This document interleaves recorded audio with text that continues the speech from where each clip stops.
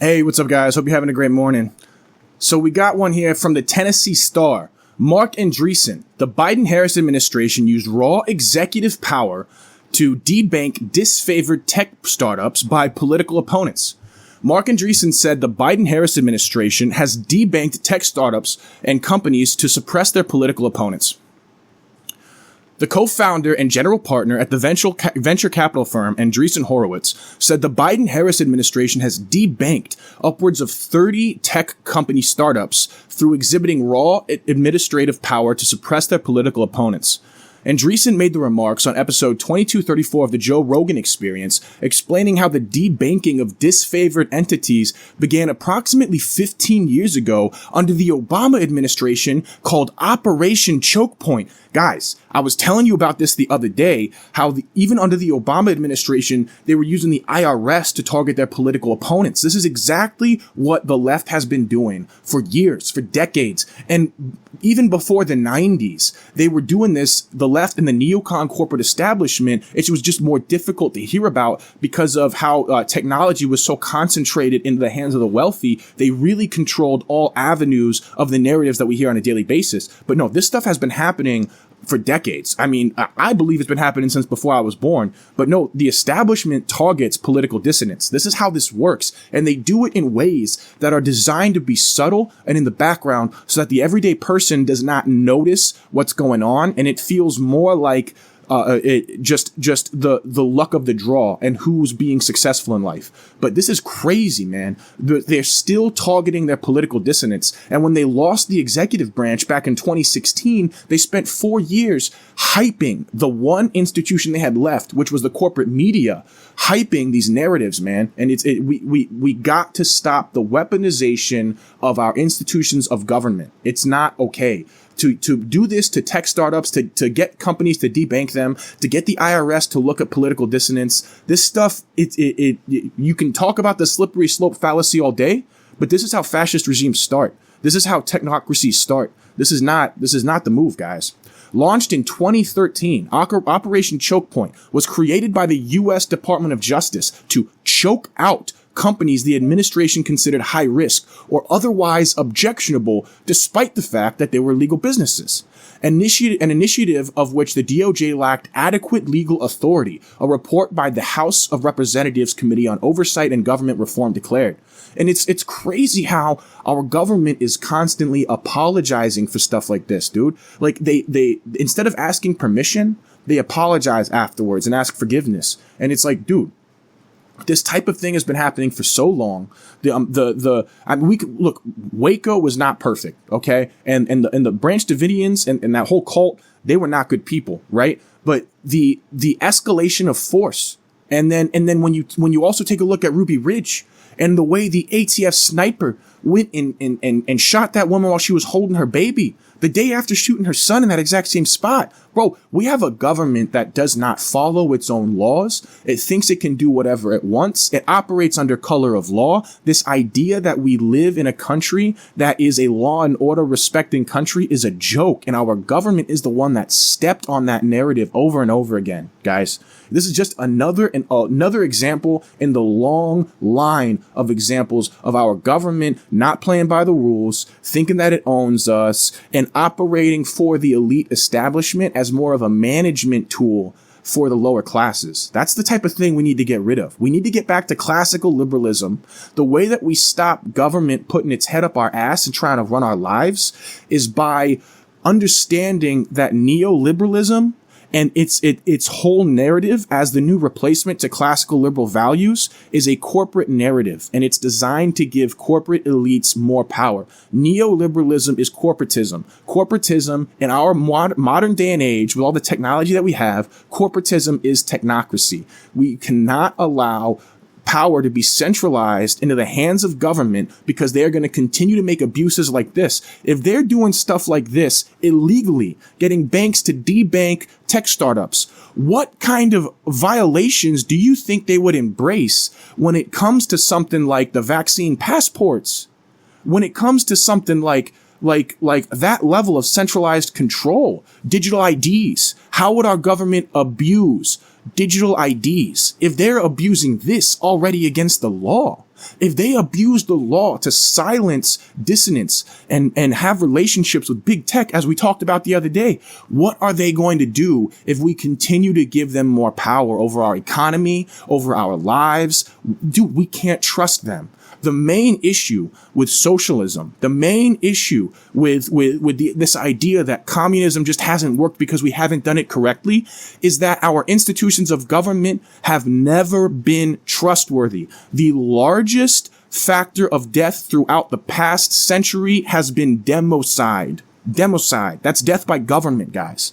You cannot give your government power and expect it to use that power responsibly. It has never happened. It will never happen. There has to be better solutions. I think those solutions are through education. That's my personal perspective. I think that the real way to win in this whole cycle, this whole cyclical repetition of misery that we have in our society, is through education, educating people, and expressing patience and empathy for people in the conversations that we have with them. If we're not embracing that, we're not going to be able to move forward. And all we're doing is flipping the coin over and over again, swinging the pendulum from one side to the other. Andreessen explained that Operation Choke Point initially targeted marijuana businesses, escort services, and gun shops. Interesting. So, as they usually do, just like how this attack on the First Amendment started with Donald Trump and Alex Jones, because they are the ones that are kind of like the most hated in our cultural zeitgeist right now. Just like that, they started with this kind of violation with the most hated businesses. I mean, you can almost find an excuse in your mind: selling drugs, selling prostitutes, gun shops, all this stuff. Like, you can almost kind of create an excuse in your mind for, like, man, they're trying to save culture in your head. But in reality, that is exactly why they start with these types of gray areas, right? So that good people will sit aside and do nothing while the walls are closing in. All right. However, it has evolved into Operation Choke Point 2.0 under the Biden-Harris administration to target their political opponents and other businesses, including tech startups and cryptocurrency startups. Choke Point 2.0 is primarily against political enemies, and then to their Choke Point 2.0 is primarily against their political enemies and then to their disfavored tech startups. It's hit the tech world hard. We've had 30 founders debanked over the last 4 years. Andreessen said the initiative is an execution of raw administrative power, which cannot be challenged by those affected. We cannot live in a world where somebody starts a company that's completely legal and then they literally get sanctioned and embargoed by the United States government through a completely unaccountable process. There is no due process. None of this is written down. There are no rules. There is no court, and there is no decision process. There's no appeal. Dude, like this is exactly what I'm talking about. We can't trust our government to be the good guy, guys. Dude, power corrupts, and absolute power corrupts absolutely. Why is DC consistently the area with the most sociopaths and psychopaths? Think about it, guys. Like, dude, this is not, when you create a throne, who is going to want to go and sit in that throne? It's not going to be the average dude who's a good person who just cares about his family. It's going to be the person who's looking for external validation. It's going to be the insecure person who is struggling with an inferiority complex. Those are the types of people that those kinds of roles attract. Those are the types of people that those kinds of positions attract. They don't attract healthy people. They don't attract well-rounded people. That's why there is that whole idea that the best kind of leader is the one that doesn't want to lead. That's the whole reason, is because those leadership positions attract people with broken mentalities. And so, guys, we cannot allow our government to continue to operate in these legal gray zones. And that is why I have so much of an issue with the vast majority of our intelligence agencies. And recently, they just once again failed an audit, lost another $2.2 trillion. Dude, where's all this money going? They're operating unaccountably. Dude, they're funding themselves partly through black money. They're operating all around the world. The excuse is promoting U.S. national interest, but are they? because each time it seems to be in the favor of promoting the international banking interest at the sake of U.S. national interest. So really, man, like, dude, government, I can't think of a time where government has been given more power and expressed that it can use that power responsibly. I can't think of a time. It's just raw power. It's just raw administrative power. It's the government or politicians deciding that things are going to be a certain way, and then they just apply pressure until they get it, Andreessen said. Andreessen said the initiative by the Obama administration and the Biden-Harris administration is reason for his support to elect Donald Trump, who has vowed to dismantle the deep state and end the ongoing weaponization of the justice system that targets its political enemies simply because of their political or religious beliefs or medical beliefs. Because we saw during COVID, it was nothing but targeting and getting rid of doctors' licenses to operate. This is what they do. They've been doing this since the Bureau of Censorship in the 50s, man. Did y'all know that? The U.S. had a U.S. Bureau of Censorship in the 1950s, and they used the war effort as an excuse. People were jailed for their speech in this country. We had concentration camps. We were jailing people for their speech. Dude, we've had all this before. Why do you think there was such a swing in the 60s? Why do you think that communist propaganda and those stay behind networks were able to have such a stronghold on our culture throughout the 60s? Because we were horrified by what our own government had been doing throughout the 50s. Yo, people look back to the 1950s and how it was a 90% self-owned economy and how much of an economic boom we were in. And yeah, sure, yo, you are absolutely right about that. That was true. But then absolutely at the same exact time, if the business you wanted to start was a talk radio show that was an anti-war radio show or something that combated the Cold War narratives that were present at the time, you were getting arrested as a communist and you were getting thrown in jail, dog. This is real. This is Look up the U.S. Bureau of Censorship, guys. This is a real thing.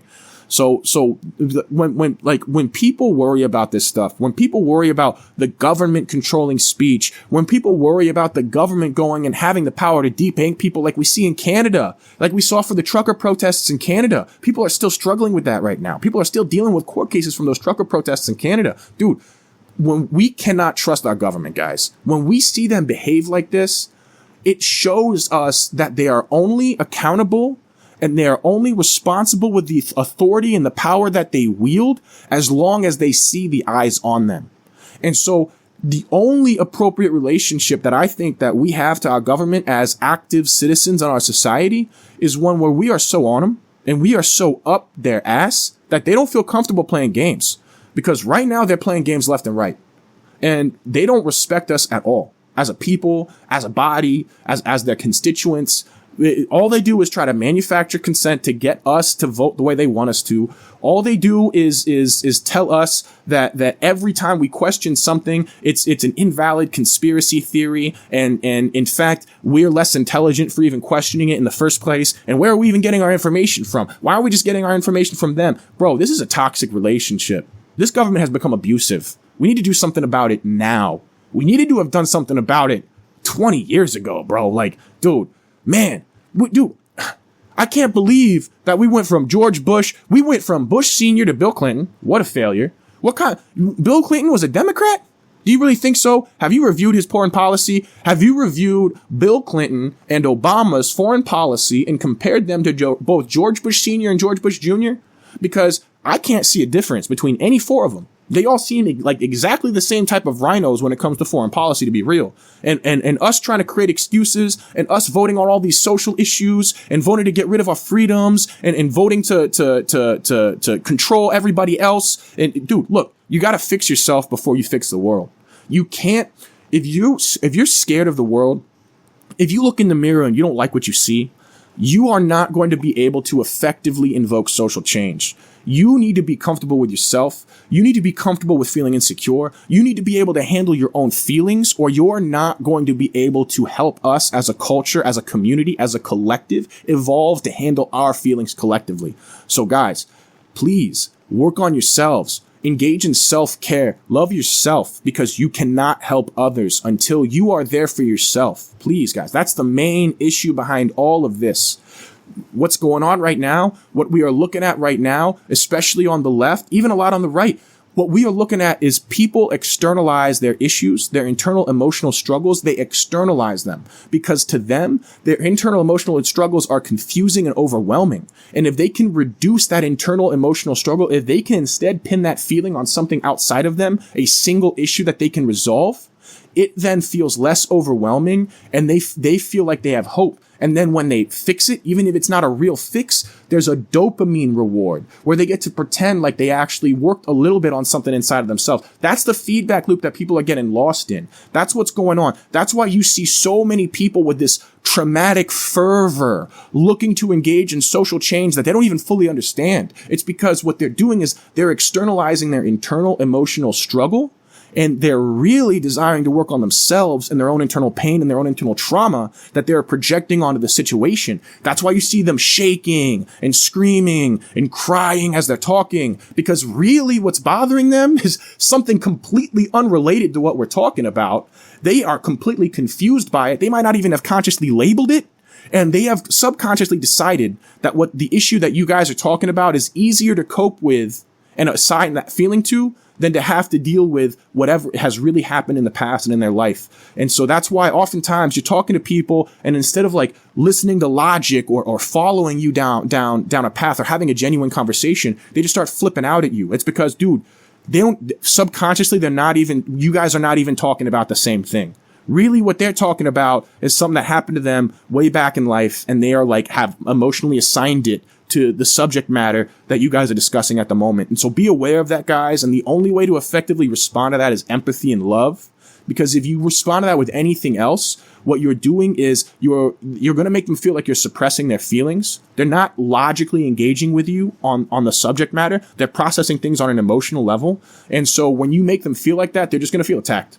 They're not going to understand what you're saying. They're not going to try to meet you on the merits of your argument. All they're going to go is this person's attacking me. Screw this person attacking me. So just be aware of that, guys. And we have to engage in enough emotional discipline to make up for the lack of emotional discipline for the people that we're talking to, because the whole goal here is to have a constructive conversation and to help people meet each other in the middle and find out where that objective truth lies, right? So anyway, just crazy, man. It's crazy. We see over and over again government abusing its position. We see over and over again government taking advantage of people, targeting political dissonance, ignoring its own laws and its own rule sets. Dude, they think we're serfs. We got to change this dynamic, guys. Anyway, I'll see you guys in the next segment. Thank you so much. I'll talk to you again soon, guys.